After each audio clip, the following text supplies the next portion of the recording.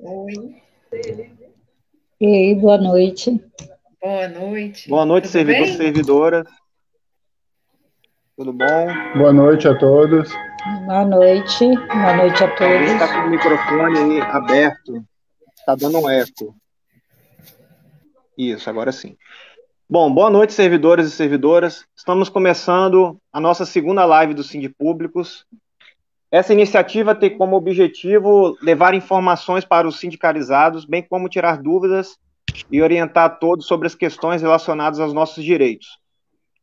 Sabemos que o governo do Estado alterou o decreto que regulamenta as atividades dos servidores durante a pandemia, determinando o retorno às atividades presenciais para pelo menos 5.000 servidores que até então realizavam suas atividades de maneira remota. Diante dessa decisão do governo, a direção do sindicato considerou importante municiar todos os trabalhadores e trabalhadoras com informações para que haja uma maior segurança possível durante esse retorno. Sabemos que a pandemia do coronavírus continua com altíssimos índices de infecção e de morte, tanto no país quanto no Estado. Para debater essas questões, convidamos a doutora Etel Maciel, que é graduada em enfermagem pela UFES, com mestrado em saúde pública, doutorado em saúde coletiva e epidemiologia e pós-doutorado em epidemiologia pela Johns Hopkins University. Estarão conosco nessa live o diretor Rodrigo Rodrigues e a nossa diretora Magna. Pedimos aos colegas que estão acompanhando a live que curtam a nossa publicação no Facebook e divulguem para os demais colegas. Boa noite, doutora Etel. É um prazer tê-la conosco nesse momento tão delicado que estamos vivendo. Diante desse contexto, já gostaria de fazer a primeira pergunta. O Estado determinou o retorno de 50% das atividades presenciais para servidores que até então estavam realizando suas atividades de maneira remota. Seria esse o melhor momento para esse retorno? Eu aproveito a pergunta ainda para saber. Qual seria o atual estágio da pandemia no estado do Espírito Santo? Existe segurança para esse retorno? Então, primeiro eu quero dar boa noite a todas e todos que estão aqui nos acompanhando. Boa noite, Irã, Rodrigo e Magna. Boa noite a todos. Quero agradecer o convite para a gente estar nessa conversa hoje à noite, né, nesse diálogo. Eu também tenho muitas dúvidas, mas eu acho que a gente vai ter a oportunidade de trocar experiências aqui, né? Então, a primeira pergunta do Irã, como é que nós estamos em relação à pandemia aqui no Espírito Santo? Nós estamos, nesse momento, com o que a gente chama de taxa de reprodução ou taxa de contaminação, que é o RT, abaixo de 1, a gente está em torno de 0,66, então é a capacidade de uma pessoa contaminar outra. Quantas pessoas uma pessoa é capaz de contaminar? Então, quando nós começamos a pandemia, nossa taxa de contaminação era em torno de 3, então uma pessoa contaminava 3 contaminavam 9, nessa multiplicação aí por 3, que vai crescendo exponencialmente. Por isso, a pandemia ela cresce numa velocidade muito rápida, né? Esse novo coronavírus, né, o SARS-CoV-2, a Covid-19, a doença, ela tem essa capacidade de aceleração muito rápida e, com isso, ela colapsa o sistema de saúde. Então, o primeiro momento foi um momento de fechar tudo, de fazer esse distanciamento social, para que as pessoas pudessem se proteger, né? Agora, com esse RT, essa taxa de contaminação abaixo de 1, que é quando uma pessoa não está contaminando nem outra, a gente está numa desaceleração da doença, eu não diria que é um momento ideal, que esse momento ideal, enquanto você tem um novo vírus, ele não existe. Então, é importante todo mundo entender isso.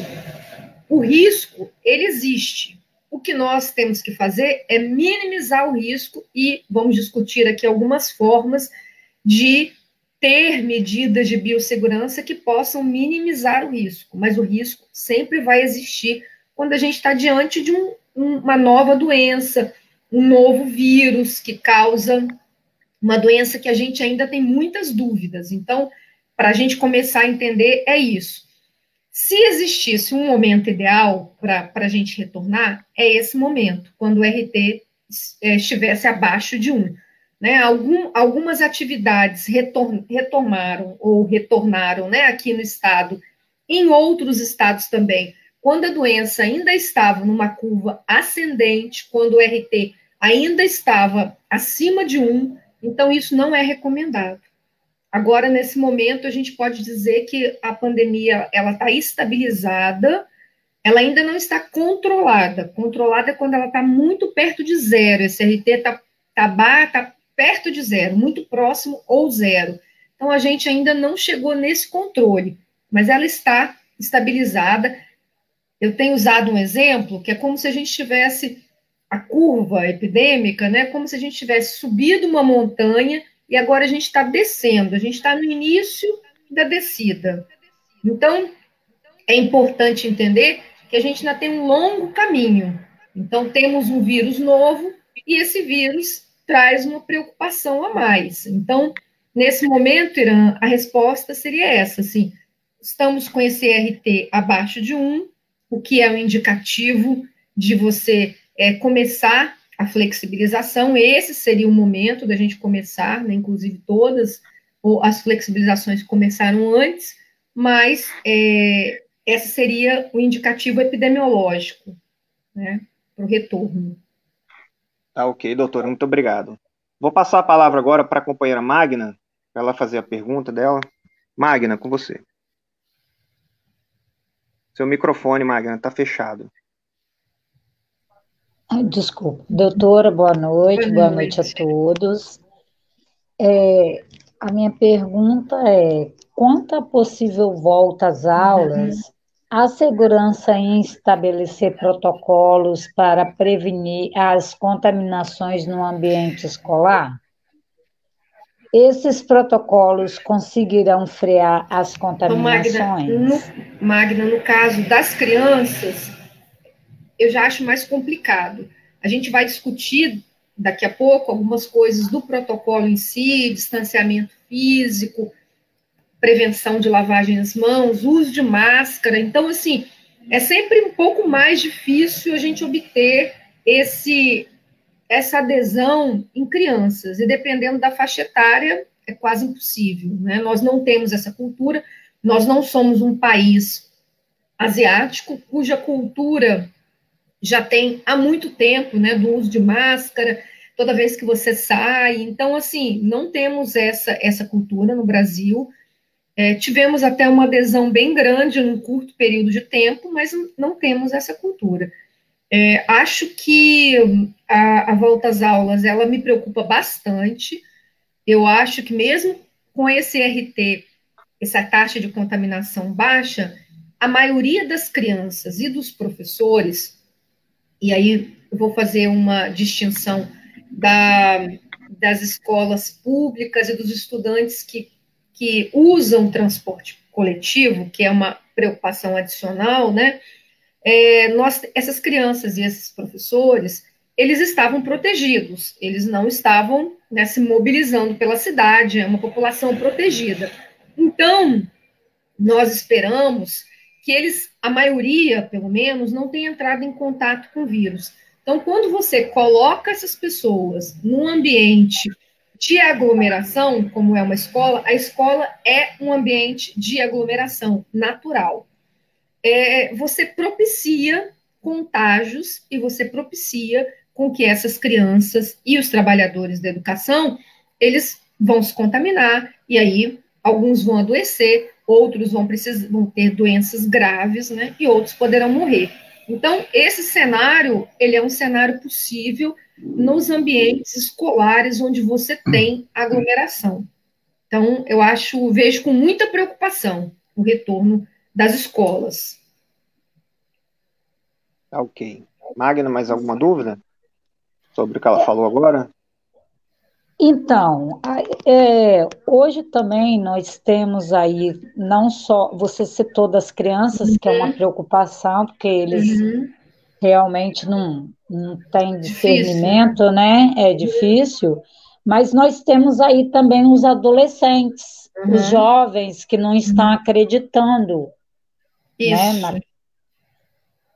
E aí a preocupação aumenta. Concordo com você, e eu esqueci de falar, mencionei, mas acabei não falando, da questão dos adolescentes, né, que é o ensino médio e os universitários, que acabam se locomovendo para as escolas com transporte coletivo. E nós já temos diversos estudos publicados, né, estudos científicos publicados na literatura, dizendo que o transporte coletivo é nesse local, né, que é um local, infelizmente, nós temos um transporte coletivo muito ruim no Brasil, né? Nós não conseguimos melhorar esse transporte coletivo. Eu acho que até uma luta dessa pandemia teria que ser, né, dos trabalhadores pela melhoria do transporte coletivo, porque não é só Covid que a gente se contamina no transporte coletivo com tanta aglomeração como o nosso. Então, acho que a gente está no momento oportuno para brigar por isso. E eu tenho muita preocupação também com esses estudantes, então, que se locomovem para chegar até a escola e para voltar para casa no transporte coletivo, um local que a gente já sabe de muita contaminação. Então, é mais uma preocupação, Magna. E esse fato que você falou, que nós estamos. Como que o professor vai lidar com aquele adolescente que diz que não vai colocar máscara ou não vai usar máscara, como você falou, né? Infelizmente, a gente está num ambiente de muita politização no Brasil, onde nós temos comportamentos que são guiados pelo que você acredita ou não acredita, e como que isso vai se dar? Qual é o poder que a escola vai ter para poder dizer que aquele adolescente, né, só vai entrar na escola se ele tiver de máscara? Como que vai ser isso? E o que vai acontecer se ele não obedecer? Então, assim, são questões que são muito delicadas. E a gente que conhece um pouco a escola, né, principalmente em ambientes que nós temos, né, que principalmente na Grande Vitória, ambientes que são violentos, né, de escolas que ficam em bairros que têm um índice de violência muito maior, como que a gente vai lidar com essas questões, que são questões, como você colocou, que acontecem, né, principalmente em relação a esse comportamento de agressividade, né, um comportamento violento, né, de querer transgredir as regras, né, e aí é algo bem complexo, até para os outros pais, como eu vou garantir que o meu filho vai estar seguro nesse ambiente, né? Então, todas essas questões, elas precisam ser refletidas para a tomada de decisão do governo, né? Porque não é você fazer um protocolo que ele vai ser seguido 100%. A gente já tem bastante experiência nisso. Tá ok. Então, agora eu vou passar a palavra para o nosso diretor Rodrigo Rodrigues, para fazer suas considerações iniciais e sua pergunta. Por favor, Rodrigo. Boa noite. Boa noite, Rodrigo.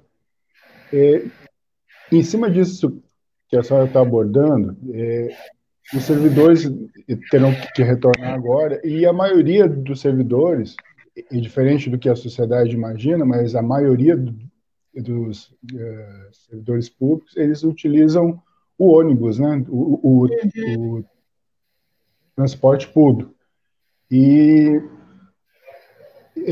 a gente sabe que ali é um meio de contaminação muito alto, né?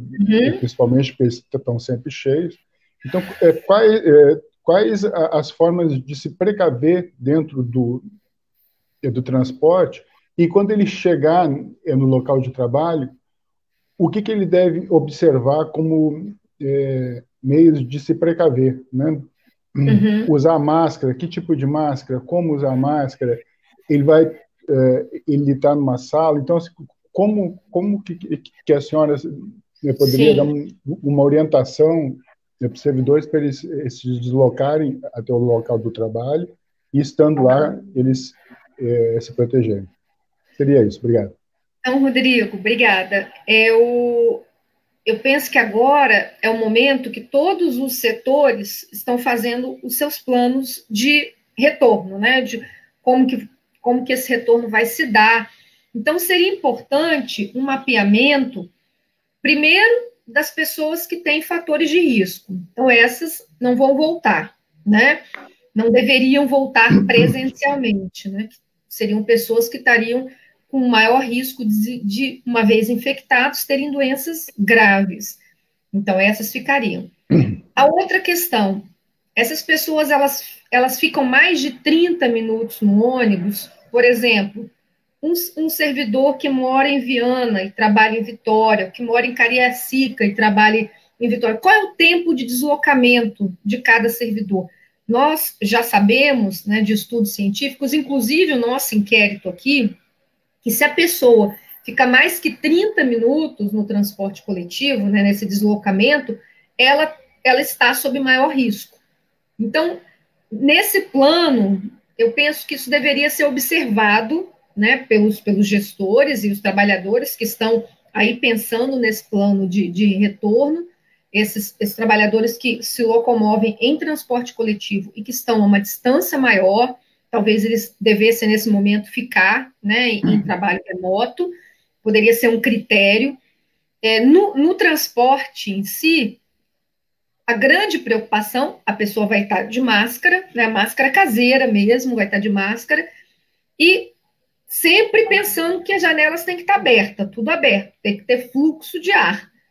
E lembrar que aonde você vai tocar, você precisa ou usar álcool gel, ou lavar as mãos assim que chegar, né, no ambiente de trabalho, porque o problema é você tocar, né? Principalmente quem usa óculos às vezes está sempre consertando óculos, né? E acaba encostando no olho, nariz. Então, a preocupação é colocar a mão que você segurou em algum local no ônibus, né?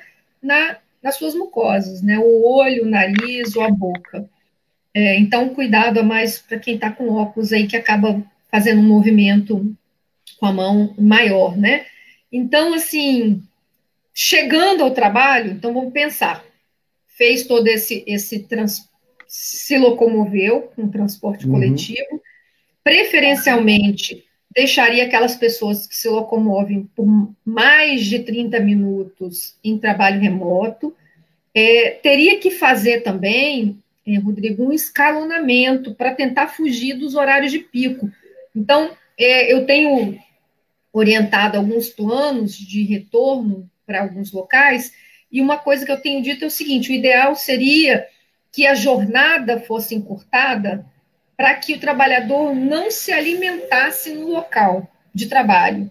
Porque quando você retira a máscara e você vai comer, é um momento de risco.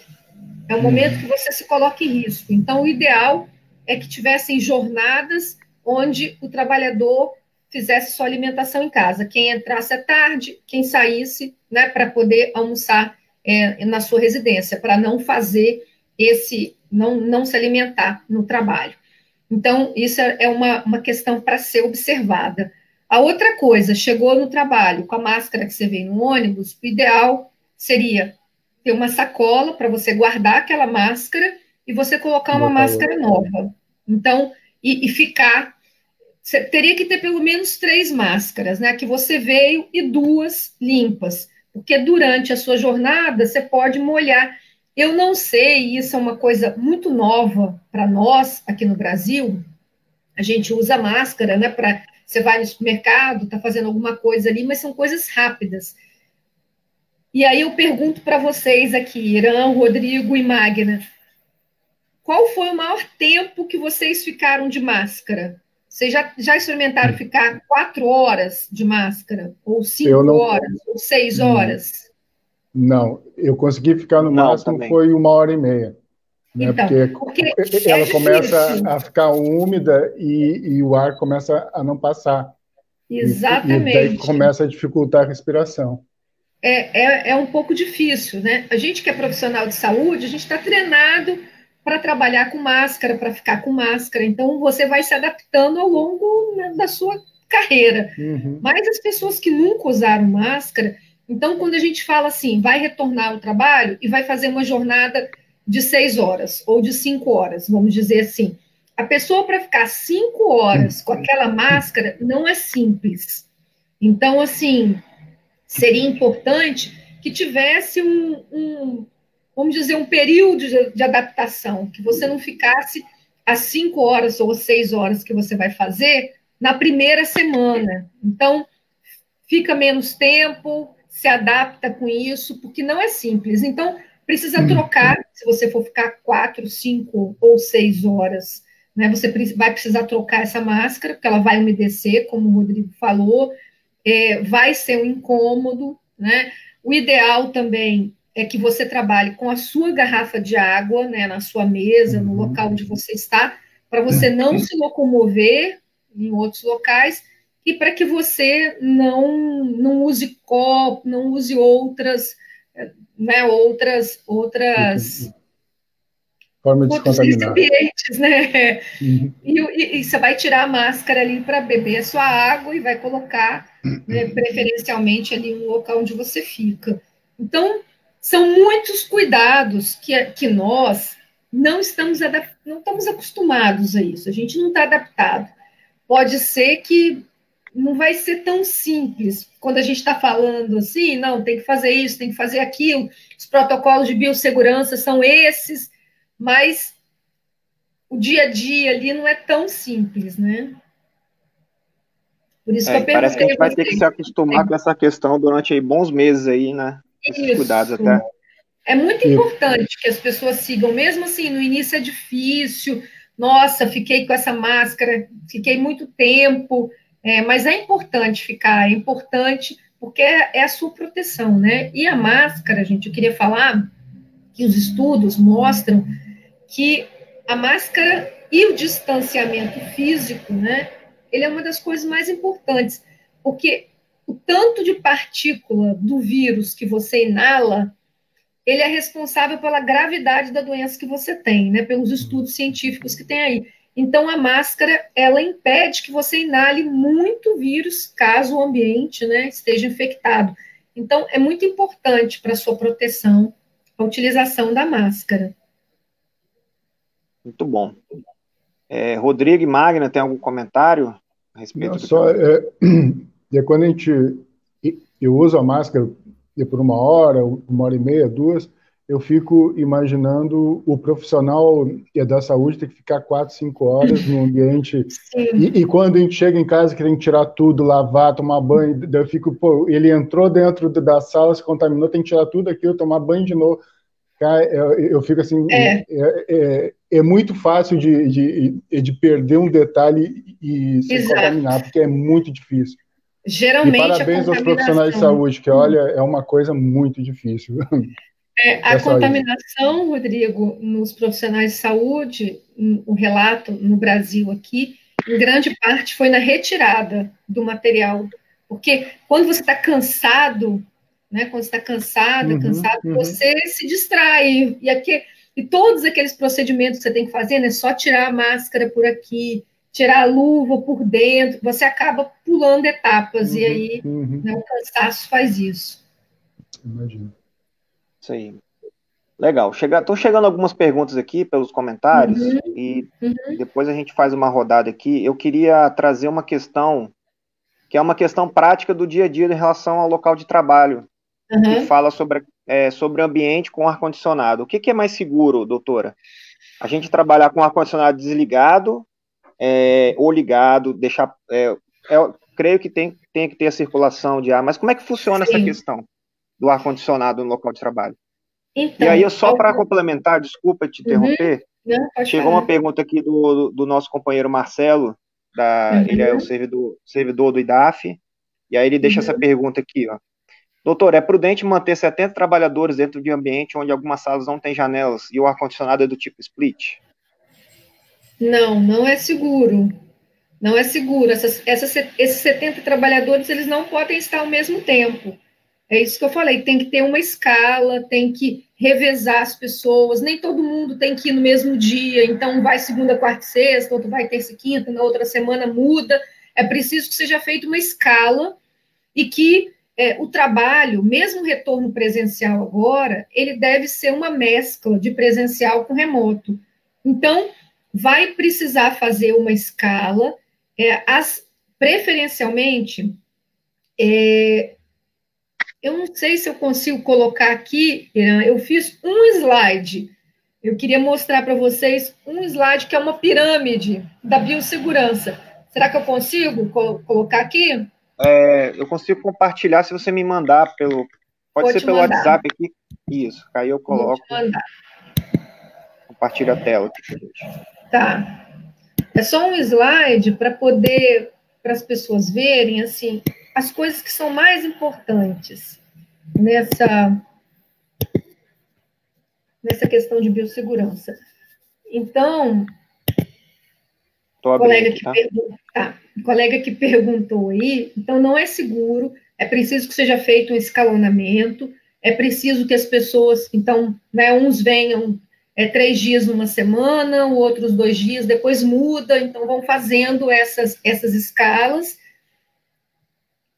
A Ira, eu coloquei, esse é o que a gente chama de pirâmide de biossegurança.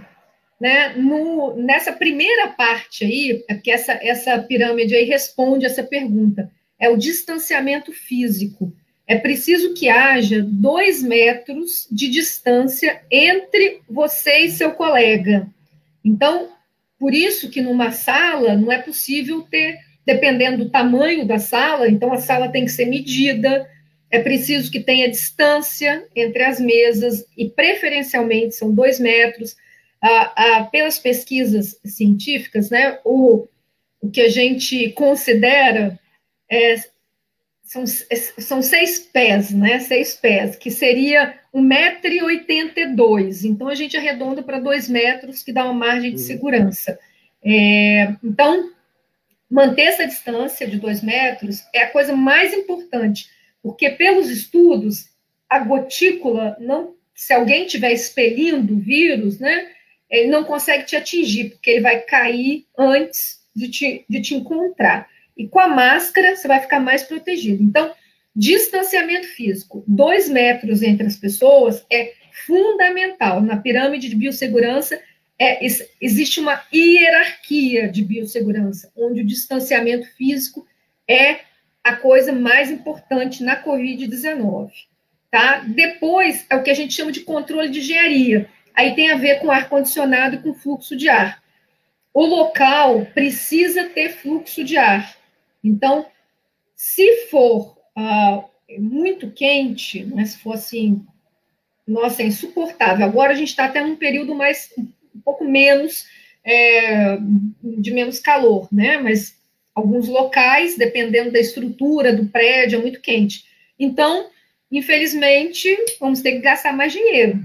Vai ficar ar-condicionado ligado e as janelas abertas, porque tem que ter fluxo, E se o ar-condicionado ficar ligado, tem que fazer a limpeza do filtro. E aí, dependendo do local, a limpeza tem que ser diariamente, ou um dia sim, um dia não. Então, existem medidas de biossegurança importantes aí, né? Então, a outra coisa do controle de engenharia, além do fluxo de ar, são as barreiras. Infelizmente, a maior parte dos nossos locais de trabalho hoje, eles foram adaptados, vamos dizer assim, para que as áreas fossem abertas, né? A gente trabalha com as mesas, assim, e a maioria das salas abertas, não tem mais parede. Para doenças respiratórias, isso é péssimo, né? Muito ruim. Então, é preciso que haja barreira entre as pessoas se a distância de 2 metros não for possível. Por exemplo, se eu atendo público, eu vou receber pessoas, tem que ter uma barreira, ou vidro, ou acrílico, algo que possa ser limpo, né? Então, essas barreiras precisam ser colocadas. Então, e a outra coisa são os controles administrativos, é o que eu falei, são os protocolos, quem é que, o escalonamento, quem vem segunda, quarta e sexta, quem vem terça e quinta, muda na outra semana, uns trabalham de 7 a 1, outros trabalham de 1 às 19, né? Então, assim, como que vai ser feita essas escalas, dias alternados, né? E escala para entrada também. não é muito importante que as pessoas não entrem na mesma hora e saiam na mesma hora, porque o ideal é que todo mundo que chegue por um lugar que tem um banheiro, lave a mão, troque a máscara para iniciar o seu dia de trabalho. E na volta, fazer a mesma coisa. Quando você for sair, lavar, trocar a máscara e ir embora. Então, esses são cuidados que você tem que ter. Então, esses controles administrativos são todos os protocolos. Né? Você vai ser responsável por limpar a sua mesa, vai ser com álcool líquido, aonde vai estar o álcool líquido, vai estar na sua mesa, você vai limpar até o seu teclado de computador, você vai limpar a sua mesa. Como que vai ser isso? Porque se você compartilha o computador com outra pessoa, isso é um problema, então tem que prestar bastante atenção, porque as nossas mãos é onde a gente vai carrear, né? O vírus pode ser uma fonte importante, e então é importante que a gente tenha todos esses protocolos de controle administrativo, então, que é aquela parte ali verdinha da pirâmide. E a última parte ali da pirâmide são os equipamentos de proteção individual no local de trabalho, que aí é a máscara, álcool gel, e o que você vai ter ali, né, a sua água, são as coisas que vão estar ali próximas a você.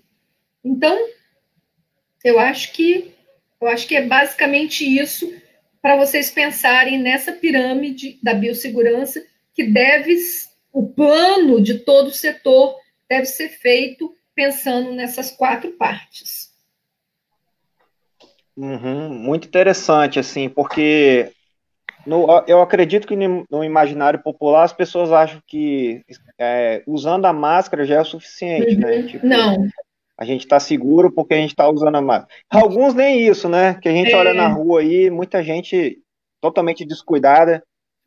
É uma fase muito difícil que a gente está vivendo agora, essa coisa desse confinamento total, assim, que é claro que nem todo mundo pode ficar em distanciamento, sem trabalhar, mas é uma fase, é um período muito difícil de adaptação. Mas o que a gente vê agora na rua é um clima assim de que parece que já não tem mais pandemia, né? Parece que acabou, que não tem mais contaminação. Eu acho que esse é um momento que acaba sendo muito perigoso, né? Esse relaxamento, assim. Exatamente. Então, assim, a gente ainda estamos estabilizados, não estamos controlados, estamos longe do controle ainda temos muitas mortes, então, muitas pessoas infectadas que estão por aí, né, andando e, infelizmente, espalhando o vírus, e por isso a gente precisa se cuidar, porque é uma doença nova e a gente não entende por que algumas pessoas desenvolvem doenças graves, né? A gente tem visto, claro que quem tem comorbidade tem uma chance maior, mas muitas pessoas morreram que não tinham nenhuma comorbidade. Então, é um vírus novo, com um comportamento ainda muito estranho, né? Tá, ok. Rodrigo e Magna, algum comentário adicional? Não? Não tenho, não. Foi muito bem, assim, objetivo, muito bem explanado. Acho que nos atende, assim, às nossas dúvidas, né? Essa pirâmide, vou até te pedir depois, se você puder. Com certeza, já passei para o Irã. Pode passar, pode circular entre vocês. Tá, é bom que nós vamos precisar. É bom que na nossa página da UFES, eu acho que eu passei para a pessoa da comunicação, Douglas, né? Sim. Douglas, isso. Douglas, eu passei um texto que eu escrevi, que está no site da UFES, que explica cada passo desses. Eu acho que vai ser interessante para o sindicato, para vocês olharem os protocolos dos locais e seguir, ver se estão seguindo os passos. Aí vocês muito podem bacana. compartilhar também. Tá, o Douglas, ele tá até aqui acompanhando a live, e se ele conseguir colocar agora online aqui, a gente já mostra, já ao vivo, tá bom. O link. Bom, agora a próxima pergunta aí é a Magna. Magna, com você. Rodrigo, eu vou passar aqui, para a oitava e depois você volta lá, tá? Com a sua pergunta, tá bom? Porque ela já respondeu aí com o questionamento que nós iríamos fazer com a quinta sobre as máscaras. Foi muito bem explicado, né? E aí, doutora, vem essa pergunta: o que explica a estabilização da contaminação justamente quando as pessoas começam a sair mais? Há risco de uma nova onda de contaminação? Então, não sabemos. Não sabemos por que houve uma flexibilização no momento que a gente estava subindo na curva, que a gente ainda tinha muitos casos, uma taxa de contaminação alta, a gente estava, era 1,80, 1,8, né? Então, tipo, cada 10 pessoas passava para 18, e isso ia multiplicando, né, por 1,8, crescendo exponencialmente. E começaram algumas flexibilizações, não só aqui no estado, né, em vários estados, e nós não entendemos por que a gente continuou vamos dizer, a gente não cresceu muito e a gente começou a cair. Há algumas hipóteses, mas nós não temos certeza ainda, né? Não existe uma evidência científica de exatamente o que aconteceu, ou o que está acontecendo, né? Porque ainda está acontecendo. É possível, então, algumas hipóteses, né? É possível que tenha tanta gente infectada que a gente não sabe, tenha muito mais pessoas infectadas que a gente sabe. Isso é um fato, porque nós não temos testagem em massa no Brasil, não temos testes para todo mundo, né? Então nós não sabemos de fato qual é a prevalência das pessoas infectadas. Fizemos um inquérito, né, um inquérito epidemiológico aqui no estado do Espírito Santo, outros estados também fizeram, mas nós chegamos aí a alguma coisa como 11% de infectados, mas nós, epidemiologistas, né, a nossa projeção é que para a gente chegar ao que a gente chama de imunidade comunitária, que é o número de pessoas contaminadas, ela é um percentual assim grande que protege os outros de contaminação, o nosso cálculo é que a gente precisaria de 60% da população contaminada ou imunizada com uma vacina, né, para que a gente tivesse essa imunidade de rebanho, imunidade comunitária. O fato é que a maior parte dos estados do Brasil, né, mesmo se a gente pegar Amazonas, São Paulo, outros, Rio, que tá diminuindo também, não chegaram a mais que 12% da população infectada. Então, não tem uma explicação, nós ainda não conseguimos entender exatamente o que está acontecendo. É possível que tenha uma segunda onda? É possível que nós tenhamos pessoas agora que estão protegidas, e à medida que elas vão saindo, elas podem se contaminar, e aí termos outras ondas. Mas o que está acontecendo no Brasil é um caso vamos dizer, tão atípico, tão estranho, porque o Brasil vai ser realmente um estudo de caso para a gente aí por um tempo ainda, porque a gente está tendo uma primeira onda muito estendida. A maior parte dos outros países, com 50 dias, já tinham a pandemia sob controle. Nós estamos, acho que 150 dias, a gente está chegando próximo a 150 dias, e a gente agora que está começando a cair em alguns estados, outros nem estão caindo ainda, né? Então, não temos uma resposta, Magna, assim, segura para essa pergunta. Temos essas hipóteses, é possível que a gente tenha mais gente contaminada do que a gente sabe, é possível que a gente tenha essas bolhas de proteção, de pessoas que ainda não saíram, não se contaminaram, que estão protegidas, e que se estourar essa bolha, a gente pode ter ondas. Então, é isso, não temos uma resposta com segurança para essa pergunta. Então, tudo pode acontecer. A gente tem, assim, vamos dizer, uma avenida de incerteza. A gente tem muita coisa incerta ainda. Tá certo, Legal. doutora. Rodrigo, tem algum comentário? Não, tá perfeito. Não, podemos seguir então, né? Próxima pergunta aí é do Rodrigo. Rodrigo, é com você. A pergunta é meio grande, que eu até vou fazer ela aos poucos, e também ela também abarca a pergunta da Fernanda, que está lá no Facebook também. Esse vírus, o SARS-CoV-2, pelo que a gente...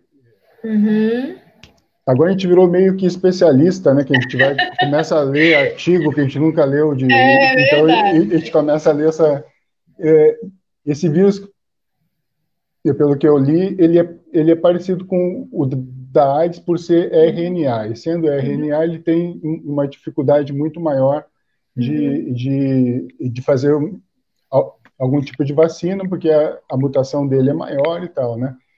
Daí eu pergunto para a senhora, que é uma dúvida que me atormenta muito, né? Também a gente está vendo casos de possíveis reinfecções, né? Então, assim, se a pessoa que pegou o vírus, em tese, ela teria uma vacina natural, né? Em tese, ela teria esses anticorpos. Se a pessoa que pegou o vírus, que está com anticorpos, ela consegue se reinfectar, é possível se fazer uma vacina dentro de um panorama desse? Porque eu vi que me parece que China, Alemanha e mais alguns outros aí tiveram alguns casos de reinfecção, né? Aí fica na dúvida se o exame foi bem feito, se a infecção ela continuou e depois ela surgiu novamente. Exato. E daí, outra pergunta que fizeram aqui, que eu vou emendar tudo, é quem já foi infectado em cima desse quadro, né, é seguro retornar às atividades? Após o teste deu positivo e tal, a doença já foi, em tese, o que a pessoa faz? Ela continua usando máscara? Né? Então, seria isso. São vários tipos de perguntas aqui dentro. São várias perguntas. São várias coisas aqui. Vamos ver se eu me organizar aqui. Então, tá. A primeira questão, a questão da vacina, né, do vírus RNA. Né, um vírus RNA, a gente tem RNA e DNA, e o RNA que ele faz mais mutações. No início dessa pandemia, nós, pesquisadores, nós achávamos que esse vírus podia ter muitas mutações, ia ser muito difícil. Mas não foi isso que aconteceu, não foi isso. O novo coronavírus, ele teve pouquíssimas mutações até agora. Isso não quer dizer que ele não possa, né, ter mutação, outras, né, mas até o momento ele se mostrou, tem 3 ou 4 cepas circulando, então ele não teve mutações importantes. Né? A nossa preocupação é que ele pudesse fazer uma mutação que tornasse ele mais virulento, né, mais perigoso, né, para nós, mas não foi isso que aconteceu.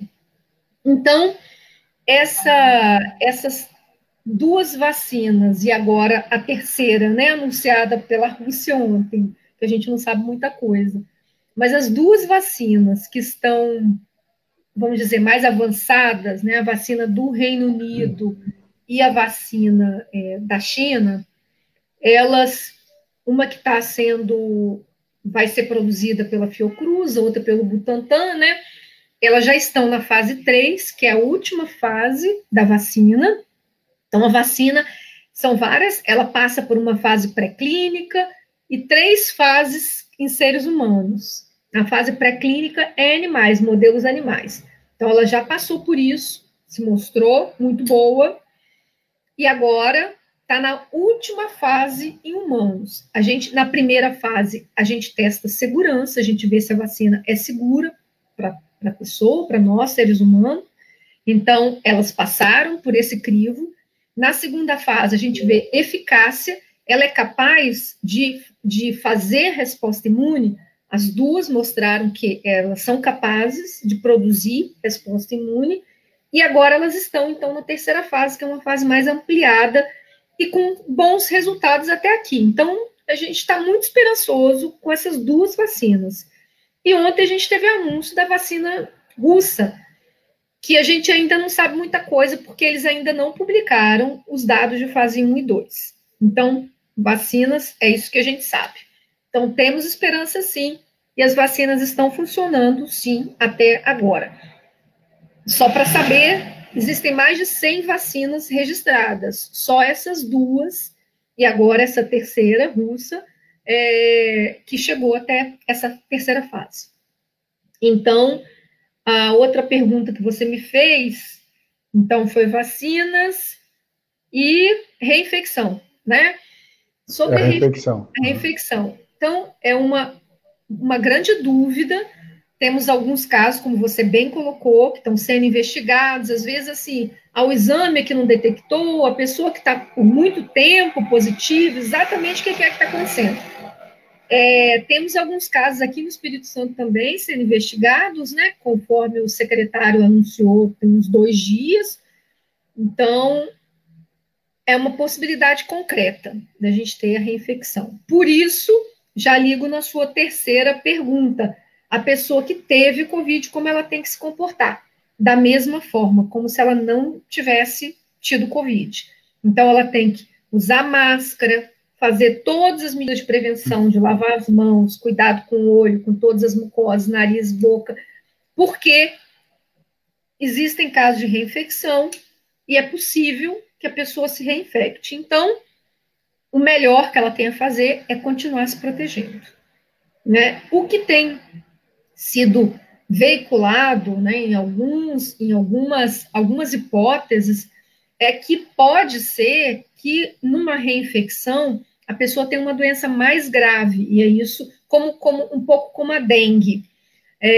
Então, é isso que está sendo avaliado, porque alguns desses casos de reinfecção que estão sendo investigados, a pessoa, na segunda vez que ela teve a doença, ela teve que ser internada, então foi um caso mais grave. Preciso continuar com todas as medidas de prevenção. Então, eu acho que eu respondi, Rodrigo, e a sua pergunta enorme. Gigante. Legal, muito bom. Eu só queria fazer só mais uma em cima dessa ainda, que tem umas fake news que a gente tem que evitar. Esclarecer sempre. Tem algumas dizendo que não, que a vacina, principalmente a chinesa, eu não sei por que é a chinesa só, né? Ela poderia ter um potencial de fazer a mutação no vírus e tornar ele ainda mais agressivo e tal. Então, assim, é para a senhora que é especialista tirar essa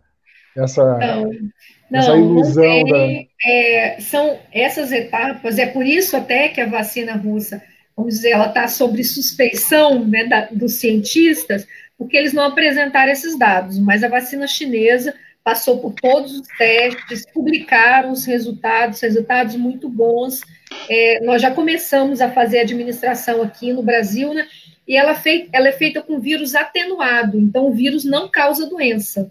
O vírus não causa doença. É uma técnica, já é uma técnica usada em várias outras vacinas, é uma técnica segura, então ela é suficiente para o organismo reconhecer o vírus, fazer uma resposta imune contra o vírus, mas não causar doença. Mas esse agente infeccioso não vai causar doença na gente.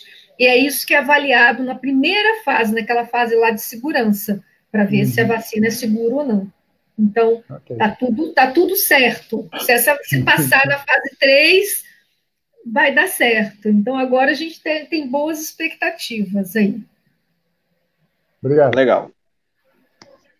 Agora a gente vai passar para a rodada final de perguntas, porque a gente está se aproximando a 1 hora já de transmissão. Mas antes disso, eu queria só colocar um comentário de uma servidora. Ela colocou o seguinte, assim, primeiro agradecer também as pessoas que têm contribuído aí com os comentários. E a Paula Perini escreveu o seguinte: tenho percebido que os setores de trabalho, especialmente no serviço público, não aproveitou esse tempo de afastamento, muitos em atividade de home office desde março, para adequar os espaços físicos, a ventilação, o afastamento necessário, os protocolos, etc., dos ambientes de trabalho. Isso me preocupa bastante. Acho que os servidores subordinados sofreram muita pressão nesse retorno.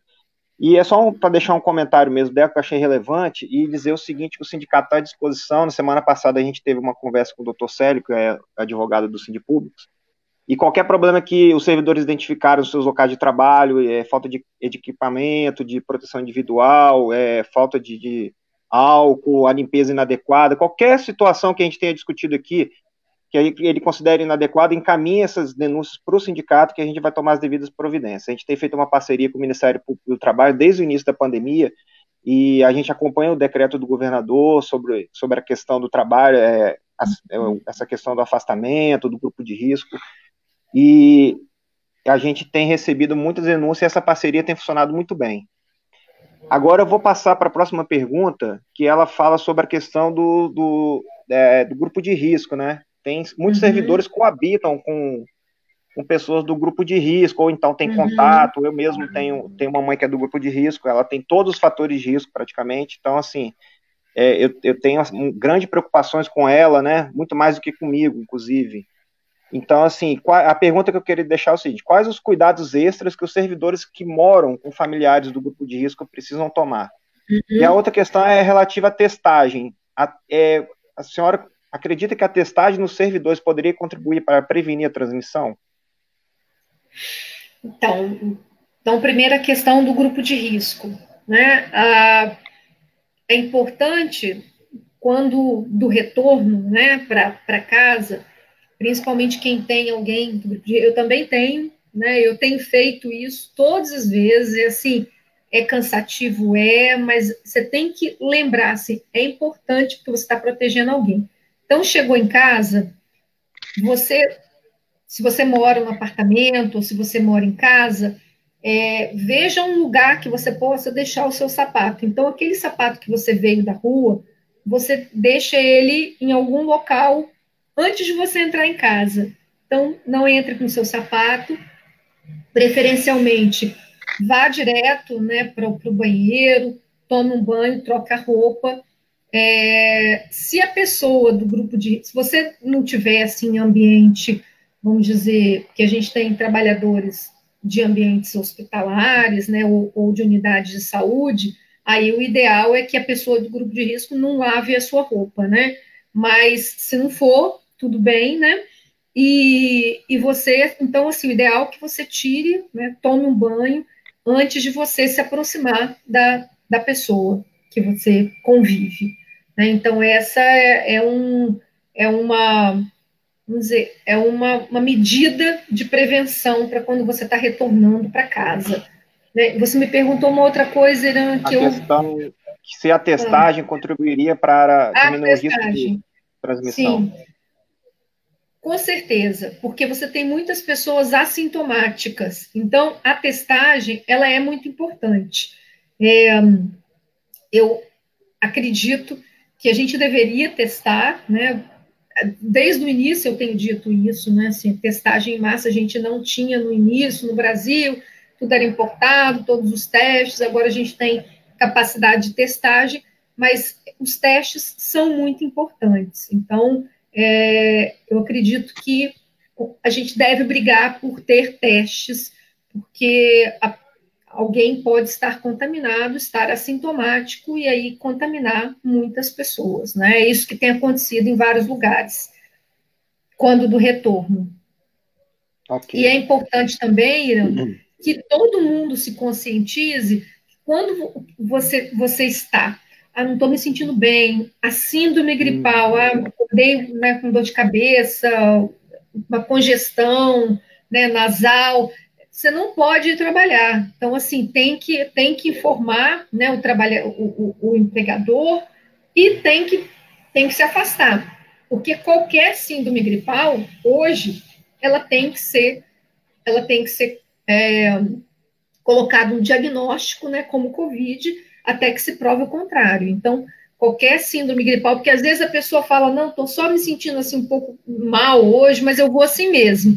Então, é muito importante que dentre aquelas medidas administrativas lá da pirâmide, aquele controle administrativo, que tenha esse protocolo, né, que qualquer síndrome gripal você deve ser afastado. Então, como que isso vai ser computado no trabalho? É importante que tenha isso bem esclarecido para todo mundo. Legal, muito bom. Rodrigo e Magna, algum comentário? Não. Não. Tá perfeito. Então tá bom, eu vou pedir para a Magna agora encaminhar a sua última pergunta, Magna, por favor. Então, Rodrigo, desculpe, Irã, eu adiantei a minha pergunta. Tudo bem, então vou passar para o... Lembra que eu pulei uma? Verdade. É porque a Etel acabou respondendo, né, naquela outra questão anterior. Sim. Pega o outro, né, e já vai verdade. Então eu vou passar para o Rodrigo, então. Vai lá, Rodrigo. Daí eu faço a última daí aqui das nossas listas aqui. Pode e ser. encerro as perguntas que a gente mais ou menos aqui combinou. Doutor, em caso de um novo surto, o Espírito Santo estaria preparado para combater uma nova onda? Que assim, a gente vê às vezes um amigo e tal que se contaminou no interior, ele vem aqui para a capital e mesmo chegando aqui não tem câmera hiperbárica, né? Alguns remédios que se usam em São Paulo e não se usa aqui hoje. Se viesse uma nova contaminação, a gente estaria mais preparado? Hoje é mais seguro se contaminar hoje do que há 3 meses atrás? Eu acredito que sim, né? Que melhorou muito, né? Sim, melhorou muito. Então, a nossa capacidade melhorou bastante. E a última aqui é quando a pessoa se interna e talvez tenha que ser entubada, existem as sequelas, né? A gente estaria preparado para esse número de sequelados que vão surgir em decorrência da contaminação, hospitalização? Eu acho que a primeira pergunta... E uma última aqui, que uma colega fez, é se quem é alérgico a ovo poderia se vacinar, né? Porque algumas vacinas, né? São com ovo, né? Então são essas 3. Não, eu não vou começar por essa, porque é mais simples, porque assim, eu não sei. Eu não sei, porque eu não sei exatamente os componentes finais da vacina. No final, quando a vacina estiver registrada, aí a gente vai saber exatamente quais são todos os compostos. Então, a gente vai ter essa certeza para te falar. Nesse momento, eu não sei, tá? O Rodrigo faz aquela pergunta que tem várias gigante. Não. Outra, né? Agora eu já não sei dando mais. Umas 30. Se a gente Os sequelados. Então, a gente está melhor do que a gente estava no início, sem dúvida. A gente tem muito mais leitos, a gente comprou, a gente está mais preparado agora, né? Mas, assim, dependendo do que acontecer, a gente nunca está preparado, né, Rodrigo? Mas, assim, nós estamos mais preparados do que nós estávamos há 3 meses atrás. Eu acho que isso foi uma frase boa que você usou. E a outra coisa são as pessoas com sequelas. Essas eu tenho mais preocupação. Eu tenho preocupação, principalmente, naquelas pessoas que dependem exclusivamente do Sistema Único de Saúde.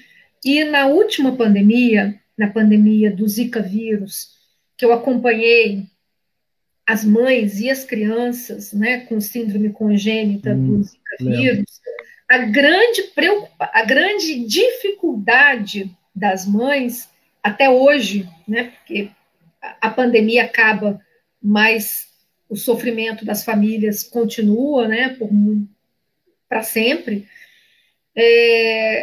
são com serviços especializados. Então, essas crianças precisam de neuropediatra, de neurogastro, são várias especialidades difíceis de se conseguir consulta. A própria fisioterapia. Então, na Covid-19, a pessoa precisa de fisioterapia respiratória por muito tempo. Fisioterapia física também, porque ela fica com dificuldade motora. Ela precisa de diálise, porque ataca o sistema renal. E ela vai precisar de diálise, muitas. Então, assim, eu vejo com muita preocupação as sequelas, principalmente essas que dependem de outras especialidades, como fisioterapeuta, às vezes fonoaudiólogo, e também essas que dependem de... a fisioterapia respiratória, a pessoa fica por muito tempo depois. E é muito difícil você conseguir esse profissional, né, pelo Sistema Único de Saúde. Então, eu vejo que agora a gente vai precisar, é uma nova fase para o Sistema Único de Saúde para reestruturar, para atender os sequelados, as pessoas com sequelas da Covid-19, que serão muitas no Brasil, muitas. Então, hoje, eu diria que a nossa capacidade ela é limitada, e a gente vai precisar brigar para que essas pessoas consigam depois um atendimento digno, né? Então, eu acho que eu respondi a sua pergunta completa, Rodrigo. Acho que não ficou... Respondeu sim, doutora. E é bom te dar esse alerta que não é só a gente pegar a doença, depois passa, depois a gente está numa boa. Eu vejo que as pessoas estão achando que é só 0,2% ou 1% que pega, e a gente vê os números, tá? A gente tem aí 60% de UTI, mas me parece que 70% dos que entram na intubação morrem. Então não adianta tu ter intubação, leito respirador e tal, se entrar lá você... Os que sobrevivem vão precisar de atendimento para o resto da vida, algumas vezes. Então, um alerta importante. É um alerta importante. E eu acho que também, Rodrigo, que essa questão da pandemia do Brasil, ela tomou uma proporção política muito grande e acabou que o que é ciência de verdade acabou ficando em segundo plano por causa de outros interesses, né, interesses econômicos aí maiores. Infelizmente, isso acabou contribuindo para uma piora no cenário que a gente está vivendo no país. Eu acho que o país hoje é referência do que não se deve fazer junto com os Estados Unidos, né, no mundo. Exatamente. Então, infelizmente, o Brasil já ultrapassou uma marca aí de 100 mil mortos nessa pandemia, e é uma tragédia social, econômica, e sem igual, assim. Acho que ninguém esperava passar por isso. Sem precedentes na história. É uma tragédia. Por isso, uma tragédia enorme. E por isso que eu considero muito relevante o trabalho que a doutora tem feito, tanto nas entrevistas, no dia a dia, essa live que a gente fez hoje, porque a gente tem muitas dúvidas, né, de como se colocar, e muitas vezes a gente acaba se levando para querer se colocar numa normalidade que ainda não chegou. A gente não pode ter essa normalidade, encarar a vida da mesma forma que era antes. Os cuidados precisam, apesar dessa flexibilização, nós precisamos redobrar nossas atenções, estar sempre vigilantes, porque assim, uma vida que se perde não se recupera mais, né? Então é muito grave essa situação. E aí eu já aproveito para agradecer a participação da doutora aqui na live, foi muito esclarecedor, muito bom mesmo. E tem muita dúvida ainda, e sim, se a gente tiver uma oportunidade depois de fazer um outro bate-papo como esse, vai ser muito legal. Muito obrigado, doutora. Imagina, gente, obrigada, eu estou à disposição, tá? E depois eu passei para o Douglas o material, e aí vocês podem também circular e passar entre vocês para poder orientar melhor as pessoas, né? Como deve ser esse retorno, até porque eu imagino que vários trabalhadores também estão participando desses planos, né, de retomada do trabalho. Eu espero que sim, e aí vão poder ajudar melhor, né, nessa construção. Então, eu estou à disposição também. Exatamente. Isso aí é uma crítica, inclusive, do próprio sindicato, que ele não foi consultado nessa questão do retorno. Então, assim, é uma crítica que a gente faz ao governo do Estado. nessa negligência em relação ao sindicato. Nós temos muitas questões para colocar para o governo e nós não estamos sendo ouvidos nesse momento. Mas, de qualquer forma, essa é uma conversa para outro momento. Eu queria só dizer mais uma coisa, convidar todo mundo que está nos assistindo para a semana que vem, a gente vai organizar uma próxima live, provavelmente o tema vai ser reforma administrativa no serviço público, e a gente está fechando alguns detalhes aí, e em breve nós colocaremos nas nossas mídias as informações referentes à live. Muito obrigado, Rodrigo, Magna, se tiverem alguma consideração final também. Eu quero agradecer a doutora. Desculpa, Rodrigo, você quer falar? Não, vai lá, mãe, pode falar. Então, quero agradecer a doutora e a todos que estão assistindo. É de uma grande importância para os nossos trabalhadores, para a sociedade, de nós estarmos trazendo essas informações aqui e estar colocando para eles que é a importância de se cuidar e de cuidar do outro, para que esse número aí de mortes, de óbito, que nós já temos, né, que são 100 mil, infelizmente, para que nós não aumentemos esses números aí com a nossa fragilidade de esquecer de tomar os cuidados. Mas agradeço muito, tá, doutora? Muito agradecida. Obrigada, Rodrigo. Também eu te agradecer, e a forma que nós vimos te ajudar, te colaborar, é de dar informação e de dar informação técnica. Então, a gente agradece muito a sua presença. A gente prometeu que não ia ultrapassar os 45 minutos, mas como estava muito bom, nós estouramos completamente o prazo. E também a gente agradece as pessoas que estão aí nos escutando, né, nos vendo, e até a próxima quarta, depois a gente dá mais informações. E muito obrigado, doutor. Obrigada a vocês, e parabenizo o sindicato pela iniciativa, e espero que a gente consiga aí proteger os nossos trabalhadores com a ajuda de todos, e eu estou à disposição. Muito obrigado. Boa noite. Boa noite. Tchau. Tchau. Tchau. Boa noite, gente. Boa noite.